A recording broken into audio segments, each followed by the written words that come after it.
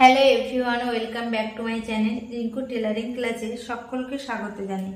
ফিরে এলাম পরবর্তী একটি ভিডিওতে। আজ দেখো আমি তোমাদের প্রথমে হাতার লাইনিং কাটিং করে দেখাবো, তারপরে এই লাইনিংটা আমি বসিয়ে আবার মেন ব্লাউজের যে কাপড়টা আছে সেই কাপড়টা কাটিং করে দেখাবো। তো প্রথমে দেখো আমি তোমাদের মেজারমেন্টগুলো দেখিয়ে দিচ্ছি। দেখো প্রথমে আমি এইখান থেকে ঝুলের মাপ নিয়ে নিয়েছি 7 ইঞ্চি। অ্যাকচুয়ালি আমাদের এখানে ঝুল 6 ইঞ্চি, 1 ইঞ্চি এক্সট্রা নিয়েছি সেলাই মার্জিনের জন্য। তো এইটা আমাদের ঝুলের মাপ ছিল। তারপরে এইখান থেকে মুহুরি আছে দেখো 5 ইঞ্চি, আমি 5 ইঞ্চিতে মার্ক করেছি আর 1.5 ইঞ্চি আমি এক্সট্রা নিয়েছি, নিয়ে সেখানে মার্ক করে দিয়েছি। এবার দেখো আমি মোহরার মাপ নিয়েছি, এখান থেকে মোহরার মাপ নিয়েছি আমি 8.5 ইঞ্চি। 8.5 ইঞ্চি নেওয়ার পরে দেখো সেইখান থেকে আমি এখানে প্রথমে আগে 3 ইঞ্চিতে একটা এরকম ভাবে মার্ক করে নিয়েছি। সেম ভাবে এখান থেকেও আমি 3 ইঞ্চিতে দেখো একটা মার্ক করে নিয়েছি। বোঝা গেল?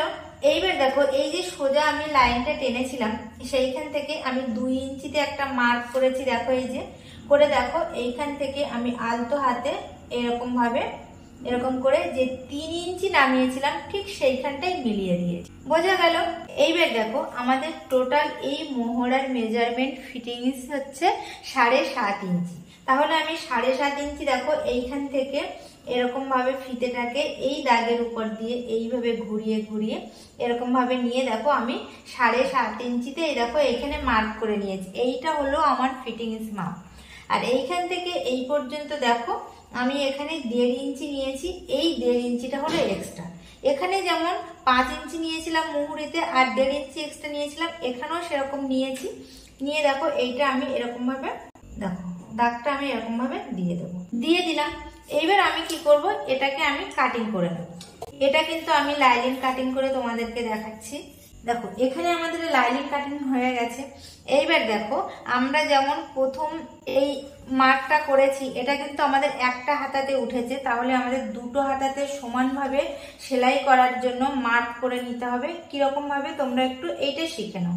দেখো আমি এই যে দাগটা টেনেছি ঠিক সেই সোজা এখানে আবার ভিতরে দুটো পার্ট এখানে তুলেছি। দেখো দুটো পার্ট কিন্তু আমি তুলে নিয়েছি, নিয়ে আঙুলটাকে এই যেখানে মার্ক করেছি লাইন টেনেছি তার উপরে আঙুলটা রেখে এখানে দেখো ভিতরে আমি একটা দাগ টেনে নিচ্ছি। দেখো সেম ভাবে এরকম ভাবে করে নিচ্ছি। নিয়ে দেখো এই যে আমি দাগটা টেনে দিচ্ছি এটা কিন্তু আমাদের ফিটিংস লাইন। এই লাইন দিয়ে আমরা সেলাই যদি করি তাহলে আমাদের 2 হাতার সমানভাবে ফিটিংস লাইনটা বেরিয়ে যাবে। দেখো এই যে হয়ে গেল, এখানে আমাদের হাতা পুরোপুরি কমপ্লিট হয়ে গেল। এবার দেখো আমরা কিভাবে তালপাট কাটিং করব। আচ্ছা ঠিক আছে, এখানে আমি তালপাট কাটিংটা তোমাদের একবারে মেন কাপড়ের সাথে দেখিয়ে দিচ্ছি। তো এই লাইনিং কাপড়টা নিয়ে আমি তোমাদের মেন কাপড় কাটিং করাবো। এবার দেখো এই যে আমি লাইনিংটা কাটিং করেছি এটা আমি এই মেন কাপড়ের উপরে বসিয়ে দেবো।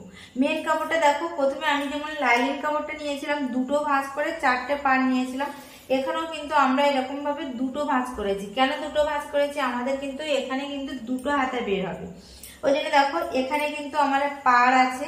তো এই জায়গাটায় আমি বসিয়ে নিচ্ছি প্রথমে এটাকে। দেখো এরকম ভাবে আমি এটাকে বসিয়ে নিলাম। এখানে দেখো আমি লাইনিং কাপড়টা এখানে বসিয়ে নিয়েছি, নিয়ে আমি একটু ছেড়ে রেখে কাটিং করে নেব।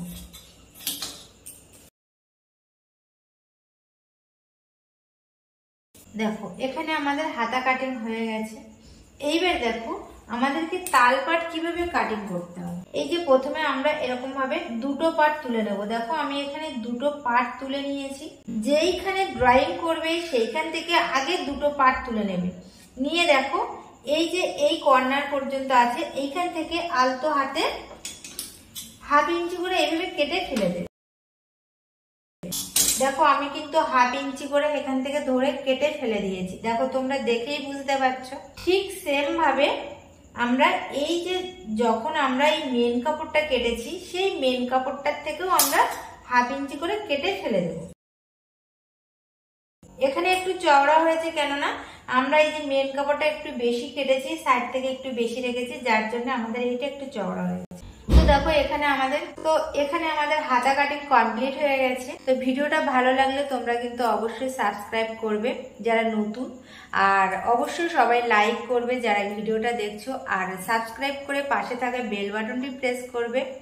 আর অবশ্যই তোমরা কিন্তু কমেন্ট করবে কমেন্ট করে আমাকে কিন্তু অবশ্যই জানাবে কোথায় তোমরা বুঝতে পারছো না, অবশ্যই কমেন্ট করে জানাবে।